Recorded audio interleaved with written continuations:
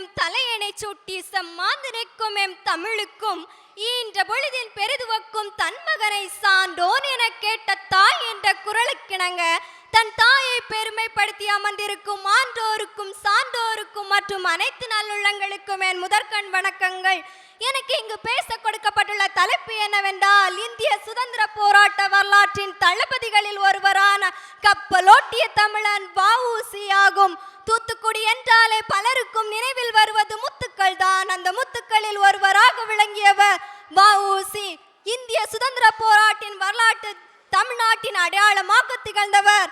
பூக்கின்ற மலர்கள் எல்லாம் பூஜைக்கு வைக்கப்படுவதில்லை, அதுபோல பிறக்கின்ற மனிதர்கள் எல்லாம் பெருமைக்குரியவர்கள் இல்லை. ஆயிரத்தில் லட்சத்தில் ஒருவர் தான் இறந்தும் இரவாமலும் வரலாற்றில் வாழ்கின்றனர்.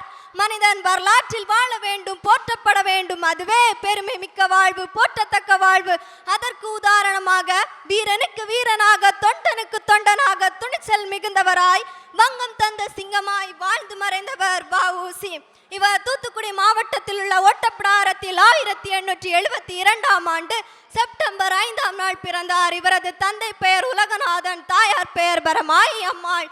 இவர் 1895ஆம் ஆண்டு சட்ட பரீட்சையில் தேர்ச்சி பெற்று வக்கீல் தொழிலை செய்து வந்தார். இவர் ஏழை எளிய மக்களிடம் பணம் வாங்காமலே அவர்களுடைய வழக்குகளில் வாதாட ஆரம்பித்தார். இதனால் அவருடைய புகழ் குன்றில் மேலிட்ட விளக்காக பிரகாசித்தது. 1905ஆம் ஆண்டு அரசியல் கிளர்ச்சி நடந்தது. 1907ஆம் ஆண்டு சூரத் காங்கிரஸில் கலந்து கொண்டார்.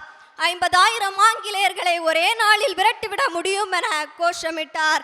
அந்நிய கப்பல் கம்பெனிக்கு எதிராக சுதேசி கப்பல் கம்பெனியை உருவாக்க தீர்மானித்தார். அந்நிய கப்பல் கம்பெனிகள் இந்தியாவை அடிமைப்படுத்தி கொண்டிருந்தது. விரைவிலேயே ஒரு தேசிய கப்பல் கம்பெனி ஒன்று உருவாக்கப்பட்டது. இதனை கைவிட்டால் வ.உ.சிக்கு லட்சக்கணக்கில் பணம் கொடுப்பதாக ஆங்கிலேயர்கள் பேராசை காட்டினார்கள்.